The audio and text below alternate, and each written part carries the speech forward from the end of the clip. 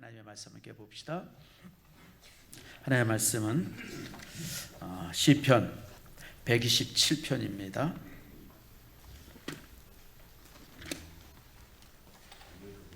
시편 127편 3절에서 5절 말씀, 우리 짧은 말씀인데 같이 우리 한 목소리로 읽겠습니다. 보라, 자식들은 여호와의 기업이요 태의 열매는 그의 상급이로다. 젊은 자의 자식은 장사의 수중의 화살 같으니 이곳이 그의 화살통에 가득한 자는 복되도다. 그들이 성문에서 그들의 원수와 담판할 때에 수치를 당하지 아니하리로다. 아멘. 기도하겠습니다. 하나님 감사합니다. 주께서 우리를 사랑해 주셔서 오늘처럼 저희들 주의 전에 오게 하시며 또 귀한 말씀 앞에 우리가 이제 머리 숙이게 하심을 감사합니다. 말씀의 은혜가 우리 안에 가득하게 하시고 말씀 속에서 우리가 또한 새로워지는 축복 주님 내려오 주시옵소서. 아버지 하나님, 우리의 삶에 하나님의 은혜에 잠기기를 소망합니다. 하나님의 놀라우신 사랑과 은혜가 우리를 촉촉히 적셔주시는 아름다움이 아버지 하나님 오늘 이 예배를 통해서 말씀을 통해서 우리에게 주어지게 해 주시옵소서. 특별히 이제 5월은 가정의 달입니다. 우리가 이제 부모님과 어린아이와 스승님과 여러 부분들을 하나하나 이제 나누어서 말씀을 나눌 텐데 놀라운 시간 되게 하시고 은총의 시간 되게 하시며 가정이 또한 회복되어지고 또 이제 더 든든한 가정 되어지는 축복 내리워 주시옵소서. 오늘 이 시간 주께서 함께 하시기를 소망하며 예수님의 이름으로 기도드립니다. 아멘. 자, 우리 표를 한번 재창해 봅시다. 샬롬, 샬롬. 자, 옆 사람과 인사합니다. 축복합니다. 사랑합니다. 많이 사랑합니다. 예, 여러분들의 사랑이 정말 우리 안에 가득 임하기를 축복합니다. 오늘은 어린이 주일입니다. 저는 어린이 주일을 당할 때마다 항상 그런 생각을 좀 해봐요. 1년 365일이 어린이 주일인데 그렇잖아요, 여러분들. 어린이가 참 최고로 존중받는 시대를 우리가 살고 있는데 새삼스럽게 어린이 주일이 필요할까? 그런데 필요합니다. 왜 필요하냐면 요즘에 자녀들에 대한 잘못된 사랑들, 삐뚤어진 사랑들, 이런 것들이 좀 사회를 얼마나 이렇게 혼란스럽게 하고 아이들을 불행하게 만드는가, 이런 부분들을 여러분들과 함께 나눠보면서 오늘 이 시간을 가지려고 합니다. 한 달 됐네요. 어떤 애기 엄마가 6개월 형을 받아서 지금 감옥에 살고 있습니다. 아마 여러분 뉴스 봤을 거예요. 작년에 있었던 사건인데 한 애기가 어린이집에 가가지고 이렇게 장난하다가 뭔가 이렇게 다쳤대요. 그래서 병원에 애가 이렇게 입원하게 됐는데 상처를 치료받으려고 갔죠. 근데 이제 그 유치원 선생님이, 어린이집 선생님이 그 아이를 또 방문했더니 이 엄마가 애기 똥기저귀를 가져가지고 그냥 유치원 선생님을 때렸어요. 그래서 막 얼굴에 이런데 애 똥이 막 붙고 그게 이제 신문에도 실렸습니다. 결국 그 엄마가 이제 구속이 됐어요. 재판을 받았는데 아무리 이제 피해자로 합의하자 그랬는데도 피해자가 전혀 합의를 해주지 않아가지고 지금 6개월 실형을 살고 있습니다. 지금 감옥에 가 있어요. 여러분, 이 사건을 바라본 여러분들의 시선이 좀 어때요? 아이가 다쳤을 때 좀 엄마가 마음에 분노도 있을 수 있고 그렇지만 그게 너무 심하게 가니까 그게 정말 사랑이었을까? 이런저런 생각들. 또 어제도 제가 뉴스를 보니까 또 그런 얘기가 나오더라고요. 애기 엄마가 이제 분식집에 이제 아이랑 5살 먹은 애랑 이렇게 이제 분식집을 갔는데 그 노키즈 존이라고 분식집에 못 들어오게 하려는 거예요. 사실 여러분, 분식이라고 하는 것은 애기들 먹는 음식들이잖아요. 근데 우리 여기는 아이들 받지 않습니다. 못 들어오게 하는 거예요. 그러니까 이제 오뎅 국물이라도 가져가게 해주세요. 그리고 컵에다 국물 좀 달랬더니 이거 컵에다 주더라도 혹시 그게 흘러서 아이가 딘다 할지라도 우리가 보상하지 않습니다. 그렇게 얘기를 하더래요. 그래서 이 엄마가 너무 황당해가지고 그냥 나왔다. 그러면서 이제 그거를 이제 그 인터넷에 이제 이렇게 올린 모양이에요. 요즘에 무슨 마음이야? 무슨 이렇게 엄마들끼리 모이는 그런 거 있죠. 뭐요? 마음 뭐요? 맘카페인가 똥카페인가 아무튼 거기다 올렸는데 뭐 얘기들이 많은 모양이에요. 오죽했으면 그랬겠냐. 오죽했으면. 사실 애들 잘못이 아니고 부모들이 아이들 관리를 안 하죠. 저도 식당에 가끔 가서 보면요, 아이들 관리를 안 해요. 그냥 뭐 애들이 그러다가 이제 다치고 뒤고 그러면 그냥 다 저기 그 보상하라고 뭐 이런 식으로 하니까. 그래서 요즘에 식당들 중에 그 이제 아이들 오지 못하는 그 이제 노키즈존이라고 하는 그런 식당들, 카페들도 많아요. 카페들도 그 아이들 오면 안 된다고 노키즈존 카페들도 지금 많습니다. 옛날에는 아이들 데리고 오는 것을 환영하고 그랬는데 요즘 이제 그런 데가 많아요. 사실 이게 이제 우리가 심각하게 고민해 볼 부분이 많아요. 이게 아이들 잘못인지 부모들 잘못인지.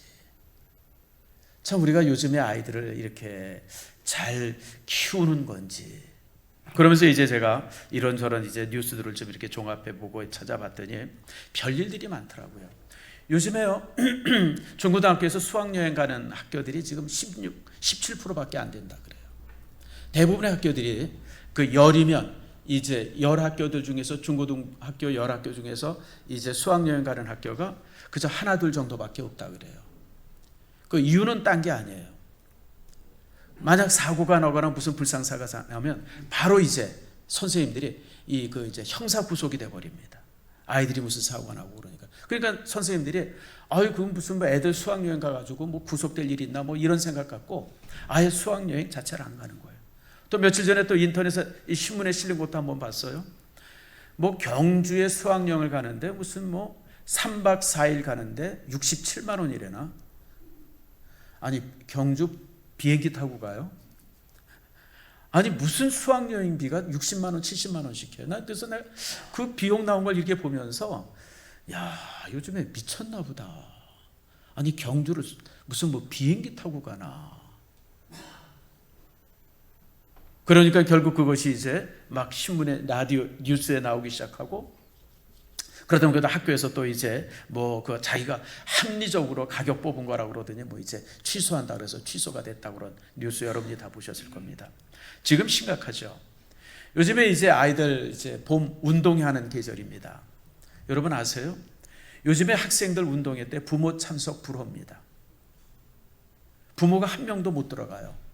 그리고 이 부모들이 저 단밖에서 우리 애들 잘 뛰나 그거 보는 게 이제 이렇게 사진에 실렸어요. 왜 부모들이 못 들어가는지 아세요? 부모가 오지 않은 아이들이 뭔가 소외감 느낀다고 그게 민원이 들어오는 바람에 그럼 아예 부모들 참석하지 말아라. 그래서 부모들이 학생들 운동회에 못 들어가요. 이제는 100m 달리기도 없어요.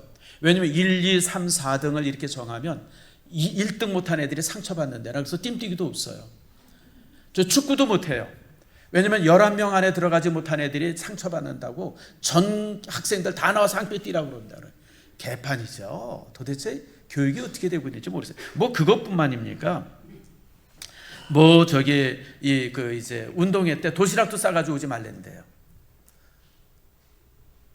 아니 여러분 운동회나 소풍 때 도시락 그게 얼마나 참 그 김밥 하나 먹고 이런 게 얼마나 중요한데 왜 도시락을 싸오지 말랬냐면 가난한 집 아이가 도시락을 허락에 싸우면 그게 또 소외가 된대나. 그래서 도시락도 싸오지 말라 그런답니다. 뭐 아무튼 별 일이 다 있어요. 그리고 운동의 하이라이트가 계주잖아요. 계주. 운동의 맨 마지막에 뭐예요? 그 대표들이 모여서 계주하잖아요. 계주가 없어요. 왜 계주가 없는지 아세요?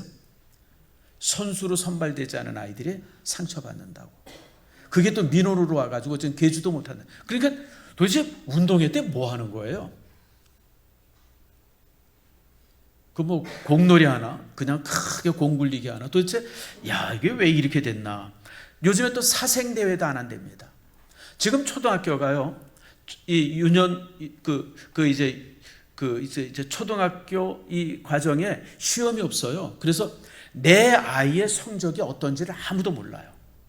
부모들이 몰라요. 내 아이가 공부를 잘하는지. 그래서 실제 중학교를 딱 들어가면 중학교 때 이제 시험을 보잖아요. 한글 깨우치지 못한 애들이 여러 명 있답니다. 왜냐하면 시험을 안 보니까 내 아이가 얼마 정도의 수준인지를 아무도 모르는 거예요. 그저 매일 학교에서 가져오는 것은 잘했습니다. 아주 잘했습니다. 썩 잘했습니다. 이런 것만 가져오니까 아이가 잘하는 줄 알았는데 중학교 딱 들어가 보니까 이게 산수도 못하고 이 한글도 못 읽고 문해력도 없고, 선생님들이 아이들을 꾸짖지 못하죠. 꾸짖으면 바로 뭐예요? 고발 들어가니까. 며칠 전에 제가 또 황당한 그 강의도 하나 들었어요. 세계에서 수학 이제 경주가 있어요. 수학 올림피아드라고 하는 그 경연이 있습니다. 세계 최고의 이 천재들이 모여가지고 수학을 겨누는, 그래서 이 수학을 겨누는 데 있어서 수학을 제일 잘하는 나라가 세계에서 세 나라입니다. 중국이 수학을 잘하고요. 중국이 잘하는 이유는 딴 게 아니라 쪽수가 많아요. 14억이니까 거기서 뭐 천재들이 얼마나 많겠어요. 그 다음에 미국이 수학을 잘해요. 세 번째가 누굴까요? 대한민국이에요. 대한민국이 이 세계 올림피아드 대회 나가가지고 1등을 2번이나 했었어요. 대단하죠, 여러분. 중국이랑 겨누어서. 그런데 요즘에 이 올림피아드가 시들해요. 우리나라에서 나가는 선수가 별로 없어요. 왜냐하면 국가에서 못 나가게 안 됩니다. 난 별 희한한 나라 다 봤어요. 왜냐하면 올림피아드 그걸 하게 되면 사교육을 한대나, 사교육을 하게 되기 때문에 올림피아드 못 나가게 해가지고, 지금은 이제 우리나라 참 이렇게 그 이제 대회, 세계 대회 나가가지고 그 별로 이렇게 활약을 그런데도 우리가 지금 3등을 안 됩니다. 그러니까 이게 우리나라 교육이 이 평등 교육이라고 하는 이 엉망인 교육 체제 때문에 나라가 지금 망하고 있어요. 여러분, 천재, 한 명의 천재가 나라를 살려요. 아세요? 여러분, 미국 보세요. 미국의 그 누굽니까? 빌 게이츠라든지 스티븐 잡스라든지 앨런 머스크라든지, 이 한 사람의 천재가 지금 나라를 매겨 살리잖아요. 근데 우리나라는 천재가 나오면 안 돼요. 다 같이 바보가 돼야 돼요. 나 희한한 나라 봤어요. 도대체. 그리고 거기에 이제 잘못된 부모의 사랑, 이런 게 이제 합해져가지고 지금 한국 교육이 앞으로 우리나라가 어떻게 될 건가. 그런데 이제 참 제가 자주 쓰는 말이 있어요. 정부에, 따라해 보세요. 정부에 정책이 있으면 국민에게는 뭐가 있을까요? 뭐가 있어요? 따라합시다. 대책이 있다. 정부가 별 희한한 이 법을 다 만들어도 국민들은 다 또 피해가는 대책을 만들어서 아이들 교육 다 시키고, 또 아이들, 그래서 참 그 올림피아드 같은 데도 보면 지금 국가에서 그렇게 막고 있는데도 불구하고 또 꾸역꾸역 나가가지고 거기 한 학교만 나간다고 그러죠. 무슨 뭐 우리나라 고등학교들 중에서 무슨 뭐 이렇게 수학 전공하는 그 고등학교가 있기 때문에요. 뭐 과학 고등학교인가 뭐 그런 비슷한 학교가 있어. 그 학교 하나만이 나가는데도 지금 세계 3위를 한답니다. 그러니까 정부는 엉터리 같은 정책들 수없이 만들지만, 그러나 국민들은 뭐가 있어요? 대한민국 국민들에게는 뭐가 있냐면 대책이 있는 거예요. 다 또 아이들 교육시키고 이제 이런 모습들을 봐요. 자, 어쨌든 지금 이제 그 우리나라가 나름대로 이제 아이들을 보호한다, 지킨다 이러는데, 참 이런 모습을 가지고 지금 우리나라 교육도 엉망이 되어지고, 또 그런 가운데서 아이들이 또 잘 자라고 있냐고 하면 그렇지도 않아요. 여러분, 지금 요즘에 청소년 교육이, 청소년 문제가 또 얼마나 심각합니까? 자, 학폭이라든지, 그 다음에 이제 지나친 참견이라든지, 뭐 그런 것들에서 아이들 스스로가 이렇게 자기를 포기하는 모습들, 참 이런 모습들이 심각해요. 그래서 저기 그 통계를 하나 뽑아봤는데, 부모들 때문에 불행해요, 부모들 때문에 고통받아요 라고 하는 아이들이 중고등학교 애들이 이렇게 그 설문을 받아보면 70%가 넘는답니다. 나는 부모님들 때문에 불행하다고 얘기하는 애들이. 그러니까 부모들은 엄청 사랑을 쏟는 것 같은데 아이들은 그 속에서 전혀 사랑을 느끼지 못하는 거예요. 몇 가지 이유가 있죠. 부모들의 지나친 참견이나 과잉보호 같은 것들이죠. 아이들에 대해서 너무 지나치게 부모들이 참견하고 과잉보호하고, 뿐만 아니라 또 너무 이 경쟁 속에 또 아이들을 집어넣어요. 난 얼마 전에 들은 소식이에요. 작년에 들은 소식이에요. 저기 강남의 대치동에 있는 유치원들 중에요. 유치원에 뭐라고 그러더라? 의대반. 그 다음에 또 뭐죠? 무슨 고시반 이런 게 있대요. 아니 무슨 유치원에 고시반이 있어? 고시반이 있고 유치원에 그 의대반이 있어요. 별 희한한 나라 다 봤어요. 뭐 그런 데가 저 강남 쪽에 있다고 하는 얘기를 들어봤어요. 그러니까 아이들이 그런 데 가가지고 경쟁에 찌들리고 그 부모들이 만들어진 그런 어떤 그 일종의 그 이제 커리큘럼 때문에 그냥 아이들이 거기서 그냥 막 쫓아가는 거 자기 주도성을 상실하고. 근데 아이들이요, 철나기 전까지는 그 부모 말씀 잘 따라요, 나름대로. 근데 애들이 이제 철나기 시작하죠. 요즘에는 또 애들이 일찍 철나요. 초등학교 한 5, 6학년만 되면 이제 사춘기 들어서잖아요.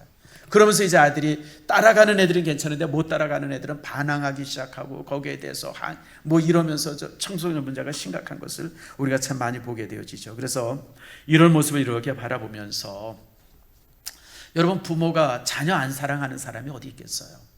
그래서 우리가 바르게 사랑하는 모습이 무엇인가, 우리가 자녀들을 어떻게 봐야 하는가, 이런 부분들을 말씀을 통해서 여러분들과 함께 이제 나누려고 합니다.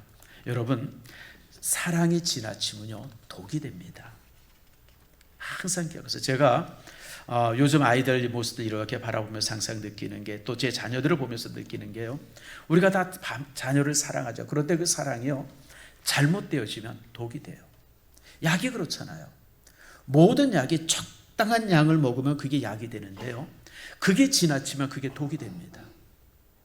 사랑도 똑같아요. 관심도 똑같습니다. 관심이 굉장히 중요한데 지나친 관심들은요 자녀에게 독이 됩니다. 그래서 오늘 이 시간에 가장 적절한 그 사랑이 무엇인지, 이런 부분들을 여러분들과 말씀을 통해서 우리가 함께 나누려고 합니다.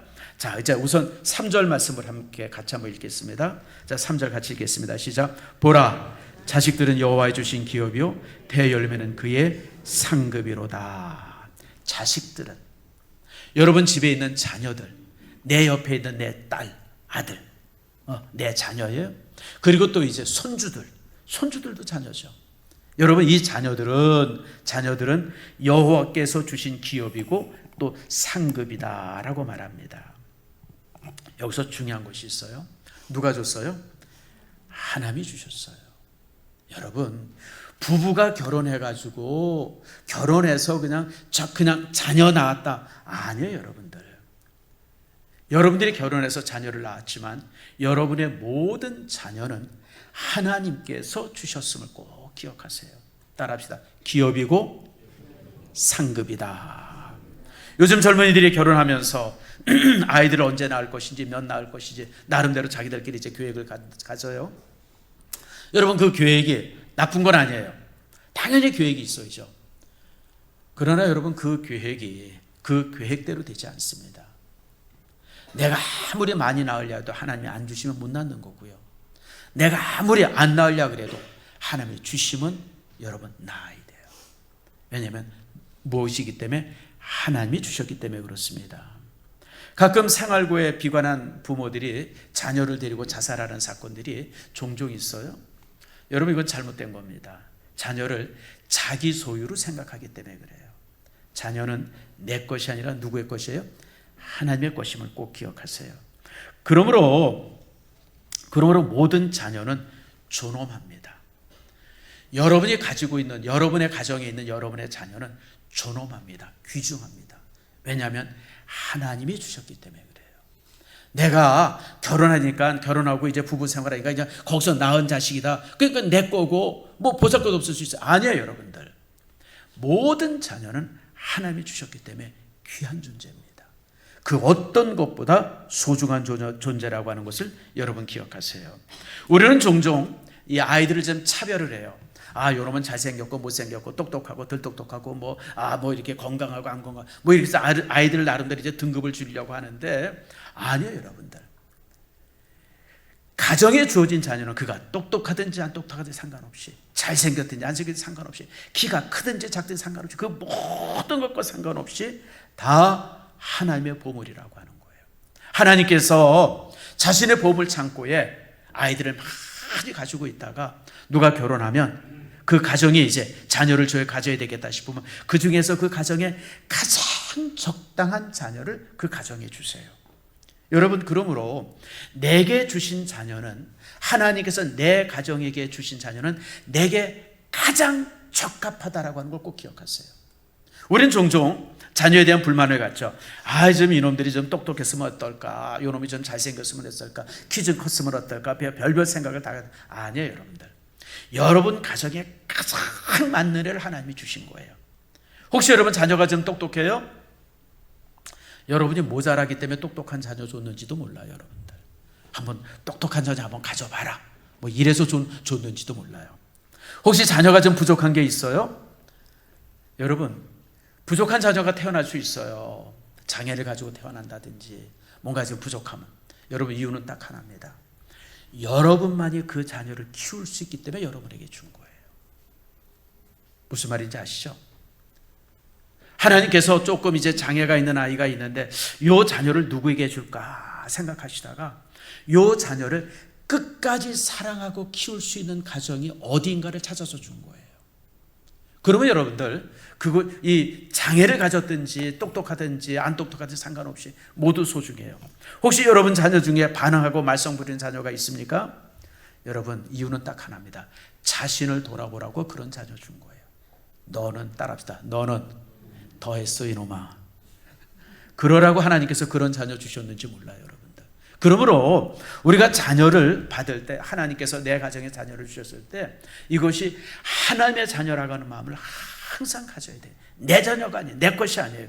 그러므로 우리가 가져야 될 마음이 하나 있습니다. 그것은 하나님의 소중한 보물을 위탁받는 청지기가 부모다. 그래서 부모는 부모이기 이전에 청지기예요. 하나님의 자녀를 맡아서 키우는 청지기가 부모다라고 하는 것이 오늘 성경에서 우리에게 주시는 말씀입니다. 두 번째, 자녀는 하나님이 그 가정에 주신 유산입니다. 이게 기업이라고 하는 말이 있죠. 영어로 이 기업이라고 하는 것은 헤리티지인데, 헤리티지가 뭐예요? 헤리티지가 유산이라고 하는 뜻이에요. 여러분, 유산, 부모들로부터 유산을 받죠. 우리가 하나님으로부터 받은 유산인데 하나님의 유산일 수도 있고 여러분의 가정의 유산일 수도 있어요.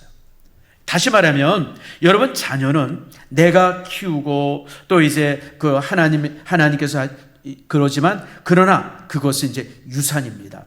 유산이라고 하는 것에 놀라운 비밀이 있죠. 우리는 이 자녀를 통해서 내가 이 땅에 살아왔다고 하는 것에 대한 흔적을 남기게 되는 거예요. 여러분, 자녀는 여러분의 삶의 흔적이에요. 여러분이 지금까지 평생 어떻게 살아왔는지, 어떤 신앙을 가지고 살았는지, 어떤 인격을 가지고 살았는지, 여러분의 삶의 모습이 어떠했는지 그런 모든 것들이 자녀에게 그대로 물려지고 그 물려진 거 가지고 자녀들이 살아요.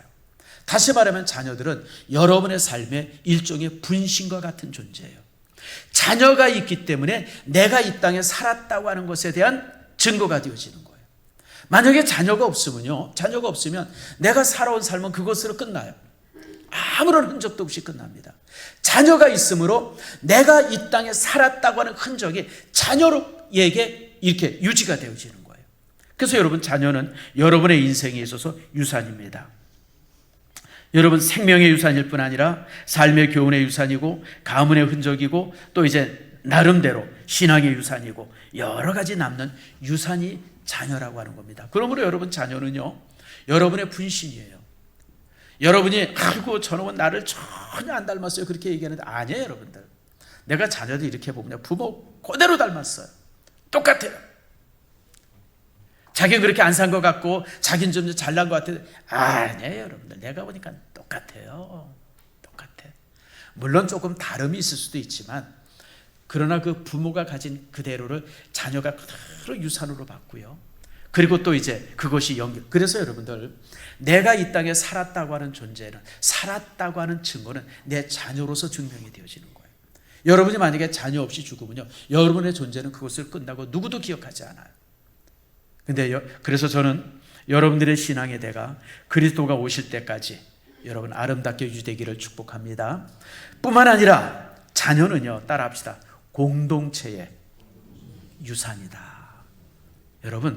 여러분 가정의 개인의 유산일 뿐 아니라 공동체의 유산입니다. 이걸 꼭 우리 믿음의 사람들이 기억해야 돼요. 여러분, 우리 공동체 있잖아요. 우리가 속해 있는 공동체가 어디에? 교회 공동체가 있고 또 어디 있어요? 사회 공동체가 있고 국가 공동체가 있어요. 이런 공동체의 유산이 자녀입니다. 여러분, 다시 말하면 하나님께서는 바로 이 공동체의 유산으로 자녀를 허락합니다.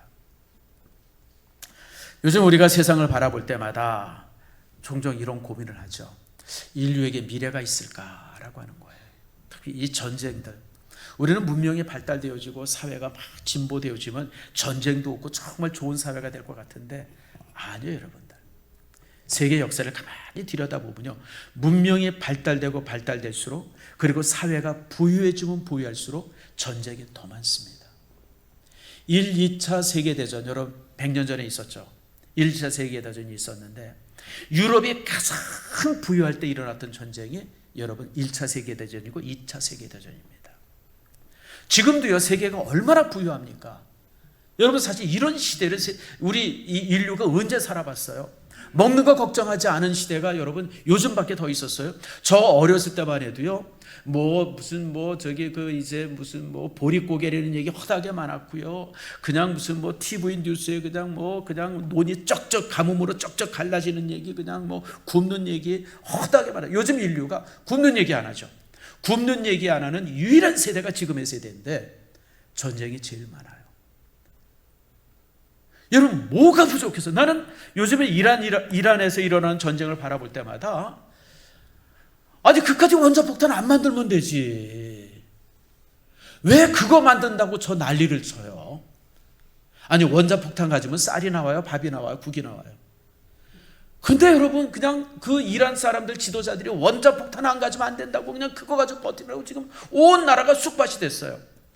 제가 어제 뉴스를 보니까요, 이란이 이 미국의 공격으로부터 왔던 피해액이 400조 원이랍니다. 400조. 이란이 가지고 있는 1년 예산보다도 훨씬 많은 금액이에요. 파괴되고 부서지고 무너진 게 400조 원이래요. 400조 원. 근데 여러분, 또 이제 전쟁 한 번 더 날 겁니다. 이제 이란이 끝까지 버티면 한 번 또 미국이 또 이제 엄청나게 갖다 퍼부을 거예요. 진짜 이 이란이 석기 시대가 될지도 몰라요. 근데 왜 저런 바보짓을 하는지 난 이해가 안 돼. 이해가 상식으로. 여러분, 원자폭탄 안 가지면 되지. 그거 갖는다고 무슨 나라가 무슨 선진국이 돼요? 뭐가 돼요? 근데 그거 갖게 더 버티잖아요. 여러분, 부유해지고 똑똑해지고 넉넉해지면요, 전쟁이 안 날 것 같은데 폭력의 역사를 보면요, 아니에요. 항상 부유할 때, 넉넉할 때 전쟁이 일어납니다. 그게 역사의 아이러니예요. 1, 2차 세계대전이요, 유럽이 가장 번성할 때 일어났고요. 지금 세계가 가장 번성한데 온 세계가 불바다잖아요, 지금. 그래서 우리는 종종 인류의 미래가 있나라고 하는 생각을 가지고 고민을 해요. 그런데요, 인류에게 희망이 있습니다. 왜 인류에게 희망이 있는 줄 아세요? 새로운 존재가 태어나기 때문에 그래요. 여러분 가정에서 지금 태어나고 있는 아이 한 명 한 명이 여러분 우리의 미래입니다. 우리는 지금 세상을 이렇게 엉망으로 만들고 우리 세대가 세상을 정말 뒤죽박죽으로 만들었는데, 그런데 여러분, 이렇게 뒤죽박죽된 세상을 다시 새롭게 할 수 있는 희망이 있어요. 그것은 우리에게 있는 게 아니라 지금 태어나는 자녀들에게 있어요. 그래서 한나 아렌트, 아주 유명한 여자 철학자죠. 여러분, 악의 평범성이라고 하는 얘기를 했던 아주 참 대단한 그 철학자인데, 한나 아렌트가 탄생성이라고 하는 얘기를 해요. 탄생성. 한번 따라합시다. 탄생성. 새롭게 태어난다고 하는 거예요. 뭔가 새로운 존재가 태어난다. 그 새로운 존재가 옴으로 인해서 세상은 새로워질 수 있다고 하는 거예요. 그 한나 아렌트가 한 얘기입니다. 여러분, 지금 세상이 엉망인 것 같고 뒤죽박죽인 것 같고 그냥 미래가 없는 것 같지만, 그러나 이 세상에 여러분 희망이 있어요. 그 희망이 뭐냐면 우리가 지금 키워내는 자녀들이 우리의 희망인 겁니다. 그래서 여러분들, 아이들은 사회의 유산이 되어져요. 어린아이 한 명 한 명이 그냥 어린 존재가 아니라 여러분 이 땅을 새롭게 할 소중한 존재라고 하는 거 잊지 마세요. 참, 이런 면에 있어서 미국의 국무장관이었던 힐러리 클린턴가 아주 재미난 얘기를 했어요. 무슨 얘기를 했냐면, 한 아이를 키우려면 한 아기를 키워서 어른이 되게 하려면 온 마을이 필요하다. 여러분 여러분 아이 하나를 키우는 데는 가정, 부부가 필요한 게 아니라 마을 전체가 필요하다는 거예요. 왜요? 아이는 가정의 미래를 책임지는 게 아니라 마을의 미래를 책임지는 존재이기 때문에 그런 거예요. 마을. 그래서 여러분들 교회도 마찬가지예요. 주일학교 아이들, 우리 교회 주일학교 학생들 다 합하면 우선 뭐 출석은 한 100여 명 넘지만 그러나 이제 이 재적 수는 한 200여 명 훨씬 넘어요. 이 200여 명이 넘는 주일학교 학생들을 주일학교에서 키우는 게 아니라 따라붙어 온 교회가 키워야 돼요. 우리 모두가 관심을 가져야 돼요. 우리 모두가 아이들에게 교회에 대한 기억들, 추억들이 많아야 돼요. 여러분들. 뭐 여러분이 잘 아는 것처럼 제가 영어부 가서 식사를 자주 하죠. 또 이제 우리 교회의 주일학교 애들이 제 방을 종종 신방을 많이 와요. 왜 올까요? 제가 제 방 와서 문 두드리면 항상 초콜릿을 줘요. 싼 거 안 줍니다. 비싼 거 줍니다. 왜 주냐면 교회 갔더니 목사님이 항상 단 거 주더라. 맛있는 거 주더라. 초콜릿 주더라. 그게 그 아이 2살, 3살 그 다음에 이제 초등학교, 중학교 된 아이들의 기억 속에 영원히 남으라고 제가 주는 거예요. 교회는 좋은 기억을 줄 수 있는 곳이 되어야 돼요. 아이들이 일주일에 한 번씩 오는 곳이지만 그러나 아이들이 기대하고 가고 싶어하는 곳이 되게 해야 돼요. 온 교회가 함께 키워야 돼요. 그게 교회입니다. 그래서 여러분 오늘 오후 예배 때 특별 순서들을 갖는 것도 바로 그런 이유 때문에 갖는 겁니다. 그래서 우리 주일학교를 가리키고 있는 선생님들이 지금 어떤 분이 우리 주일학교를 담당하고 있는지 우리가 응원하기 위해서, 그들을 위해서 박수 쳐주기 위해서 설교 잘하더라 못하 그런 얘기 하지 마세요. 당연히 못하죠. 저 때 설교를 잘하면요 우리 교회에 있겠어요? 어디가 있겠어요? 지금 미국 가 있든지 뭐 어디 다른 데가 있을 거예요. 뭐 버벅거릴 것이고 뭐 뭔 소리 했는지도 모르고 내려올 것이고 뭐 여러분 생각을 해보세요. 여기 한 뭐 100여 명의 성도들이 눈을 부르리고 탁 쳐다본다 그러면 여러분들 여기 얼어가지고 입도 안 떨어질 거예요. 근데 우리가 왜 그들을 세워요? 박수 치려고 세워주는 거예요. 한 사람의 교육자를 키워내는 것이 얼마나 쉽지 않은지 아세요? 한 교회가 교육자 한 사람, 정말 좋은 교육자 한 사람 키워낸다 그러면요 얼마나 그게 소중한 일이에요. 여러분 그 일을 우리가 하려고 합니다. 자, 그러면 이런 원칙 속에서 자녀 사랑의 4가지 원리를 제가 말씀을 드립니다. 자, 이제 오늘 설교의 이제 본론입니다.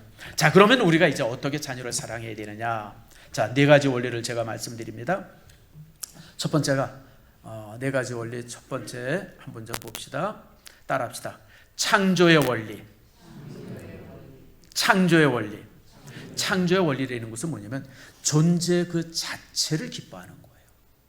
내 자녀가 똑똑하고 이쁘고 뭘 잘해서 이쁜 게 아니라 내 자녀는 존재하는 그 자체가 이쁜 거예요.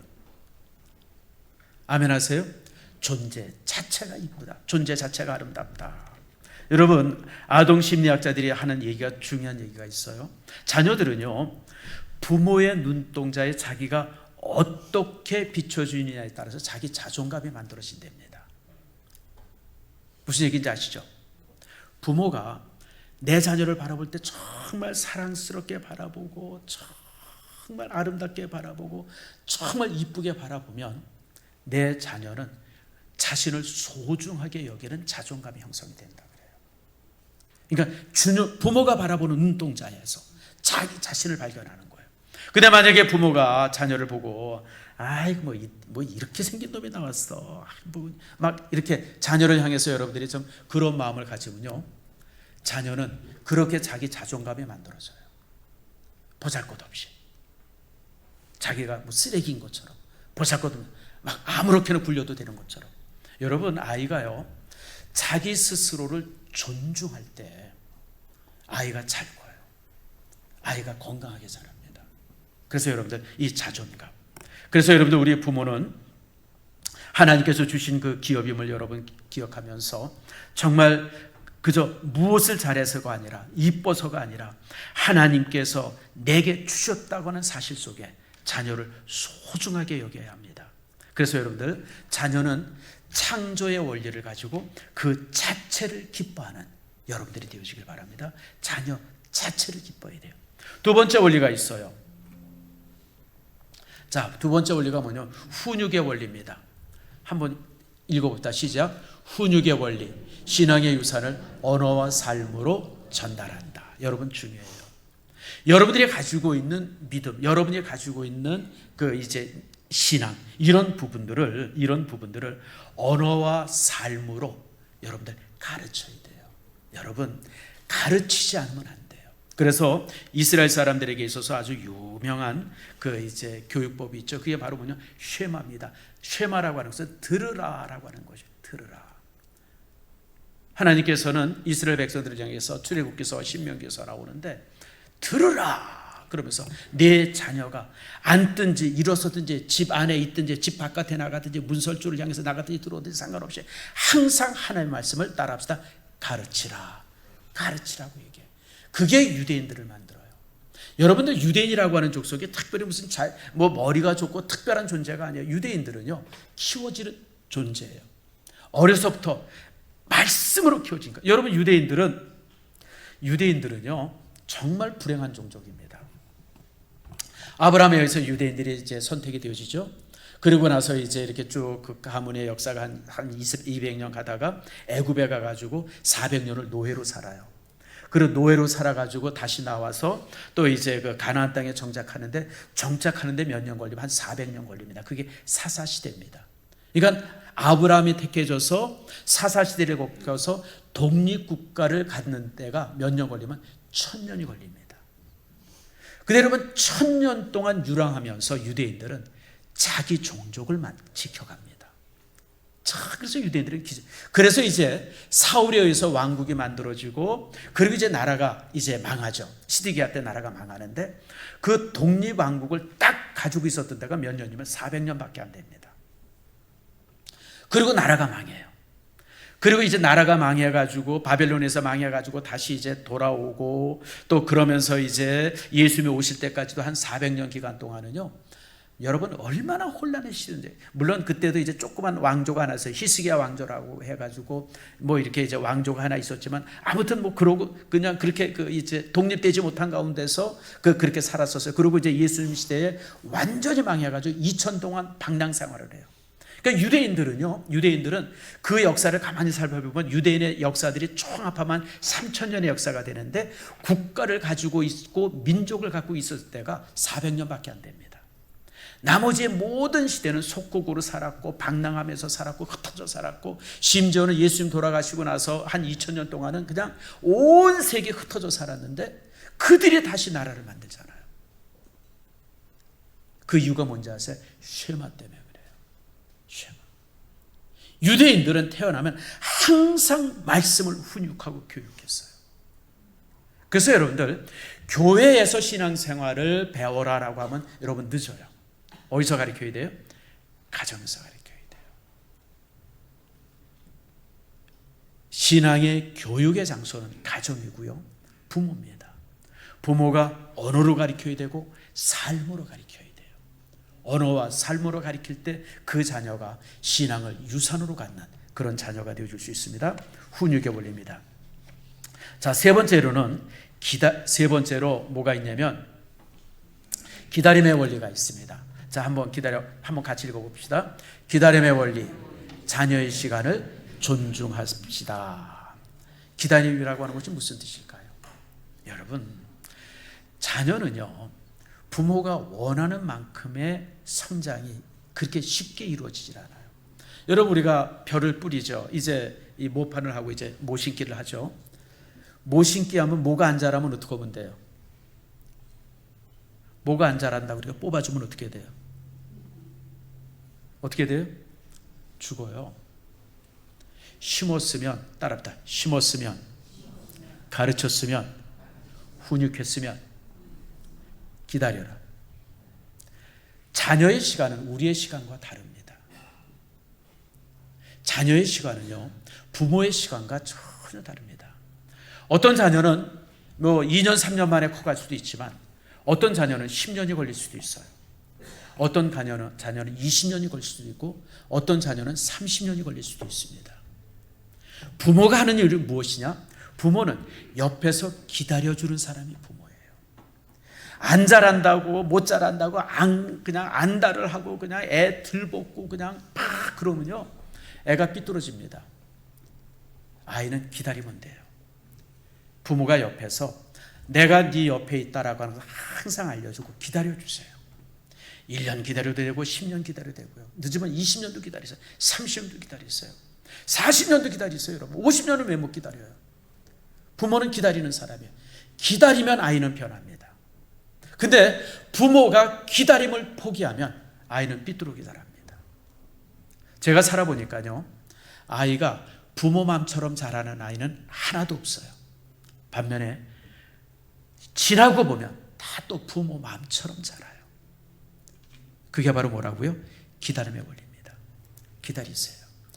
아이들이 자라면서 많이 흔들리죠. 중학교 때, 고등학교 때 애들이 얼마나 흔들려요. 대학교 들어가면 그냥 뭐 사실 너무 다시 흔들리고 어떤 때는 자빠지고 넘어지고 쓰러지고 그냥 놔두세요. 그리고 옆에서 기도하면서 기다리세요.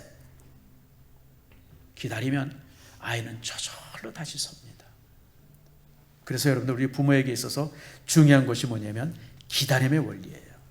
여러분 상추는 심고 나면 한 달이면 먹을 수 있어요. 그러나 벼는요 심고 나면 100일을 기다려야 돼요.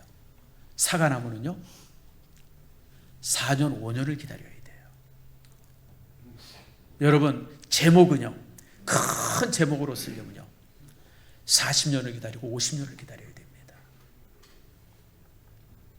오동나무를 심고 그 나무가 정말 이렇게 가구가 되게 하려면 몇 년 기다려야 돼요?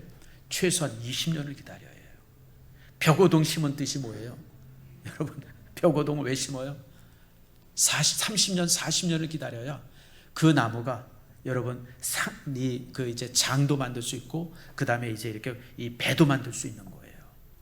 그러니까 여러분의 자녀가 빨리 자라는 자녀일 수도 있지만 늦게 자라는 자녀일 수도 있어요. 부모는 옆에 서서 기다려주는 사람이에요. 빨리 자라주면 참 감사하죠.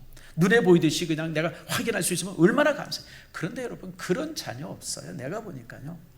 자녀는 한없이 기다려야 돼요. 기다리되 포기하지 않고 기다려야 돼요. 옆에 가만히 있어 항상 내가 네 옆에 있다고 하는 것을 보여줘야 돼요. 대표적인 사람이 어거스틴 아니에요. 어거스틴이 얼마나 방탕했어요. 어거스틴은요 19살에 이미 사생활을 낳았어요. 동네 창녀랑 거시기에서 19살에 아버지가 되는 게 어거스틴이에요. 엄마는 모니카라고 해서 참 엄마가 훌륭한 신앙인인데 이 아들로만 아주 개차반이에요. 개차반. 그러니까 이제 아들이 도망을 쳐요. 도망을 가. 그럼 이제 도망을 가면 엄마가 수소문하는 거야. 얘가 어디로 도망다. 그럼 어느 마을로 도망쳤다고 이제 소식을 들으면 거길 찾아가요. 근데 또 어거티 가만히 있다 엄마가 찾아오잖아요. 엄마가 찾아오면 도망을 쳐요. 또 다른 동네로 도망. 그럼 또 엄마가 그래가지고 원래 이 어거틴의 고향이 어디냐면 카르타고입니다. 아프리카가 어거틴의 고향이에요. 어거틴은 백인이 아니라 아프리카인이에요. 물론 아프리카 북쪽은요 백인 세대입니다. 거기는 이제 이렇게 흑인이 아니에요. 아프리카는요 북쪽은 다 백인들입니다. 이 아프리카 사하라 남쪽이 흑인이고요. 사하라 위쪽은 백인들이에요. 근데 이 어거틴이 이 카르타고에서 도망을 쳐서 어디로 가냐면 스페인으로 갔다가 스페인에서 또 계속 도망가가지고 저기 이 로마까지 도망을 가요. 로마 밀라노까지 도망을 쳐요. 밀라노가 어디예요? 로마 제일 위쪽에 있는 도시 아니에요. 밀라노까지 도망을 쳐요. 어머니가 거기까지 쫓아가요. 거기까지 쫓아가. 어머니 이 모니카의 역할은 그저 아들을 위해서 기도해주고 그 아들을 위해서 옆에 있어주는 거예요. 결국 밀라노까지 도망을 쳤던 아들이 거기서 누구를 만나냐면 암브로시우스라고 하는 그 시대의 최고의 설교가를 만나게 되고 거기서 회개하고 그리고 나중에 밀라노의 주교가 되어지고 기독교 역사상 최고의 사상가가 되어집니다. 따라합시다. 부모는 기다려주는 사람이다. 그냥 기다리는 게 아니라 어떻게 기다려요? 기도하면서 기다려주는 사람이 부모예요. 여러분이 이 역할을 감당하길 바랍니다. 마지막으로 하나 더 있어요. 스피릿의 원리입니다. 자, 스피릿의 원리. 다 한번 같이 읽어봅시다. 시작. 스피릿의 원리. 스펙보다 스피릿을 유산으로 주십시오. 무슨 얘기인지 아시죠? 여러분 우리는 자녀를 키우면서 자녀들이 좋은 스펙을 갖게 하려고 되게 애를 써요. 뭐 어디 가서 뭐 어디 공부도 시키고 무슨 자격증도 따게 하고 이런 거 저런 거 물론 다 필요하죠. 스펙 필요해요. 그러나 스펙보다 더 중요한 게 영성입니다. 공동체 유산임을, 자녀가 공동체 유산임을 여러분 기억하세요. 그래서 정말 자녀들이 이 나라를 위해서, 이웃을 위해서 저 헌신할 수 있고 자기를 이렇게 노력할 수 있는 그런 자녀를 키우세요. 특별히 여러분 자녀가 자신 혼자 잘 먹고 잘 사는 법을 자녀에게 가르칠 것이 아니라 남에게 주면서 잘 사는 법을 가르쳐줘야 돼요. 어렸을 때 아이들을 유치원이라든지 양로원이라든지 뭐 이런저런 봉사활동에 아이들 데려다니고 단기 선교나 이런 데 가서 봉사하고 훈련하게 하고 이런 여러 가지 경험들을 이웃을 위해서 사는 법을 아이들에게 많이 가르치세요. 이게 스피릿이에요. 영적 훈련시키는 거예요. 공동체 훈련시키고 아이들이 함께 어울려서 사는 거 훈련시키고, 여러분 공동체 훈련하다 보면 어떻게 해야 돼요? 잘하는 것도 있지만 거기 힘든 부분도 있잖아요. 그런 훈련 속에서 자신들을 키워나가고, 그리고 어떤 영적 훈련들, 정말 이웃을 향해서 봉사하고 헌신하고 이 연약한 사람 도와주고 자기를 희생할 줄 아는 이런 훈련들을 시켜서 아이들을 세상에 내보낼 때 아이는 세상 안에서 정말 좋은 사람이 되어줄 수 있습니다. 여러분, 양육의 최종 목적지는 떠나보내는 겁니다. 근데 여러분, 누구에게 떠나보내요? 하나님 앞에 단독자로 서도록 떠나보내는 것. 이것이 양육의 최종의 목적입니다. 오늘 성경은 젊은 자의 자식은 장사의 수중에 화살 같다 그랬어요. 여러분의 자녀가 화살처럼 키워지기를 바랍니다. 화살은 강해야 합니다. 나라를 이끌 수 있는 사회의 그 어떤 그 기둥이 될 수 있는 거인으로 키우세요. 화살은 든든해야 합니다. 여러분, 그저 혼자 잘 먹고 잘 사는 사람이 아니라 세상을 지탱할 수 있는 그런 제목으로 키우기를 바랍니다. 여러분, 화살은 정확하게 날아가야 돼요. 바르게 키우세요. 이렇게 키울 때 여러분의 자녀들은요, 장사의 수중의 화살처럼 여러분 자신에게도 자랑스럽지만 여러분 공동체, 교회, 이 민족에게도 자랑스러운 자녀로 키워질 줄 믿습니다.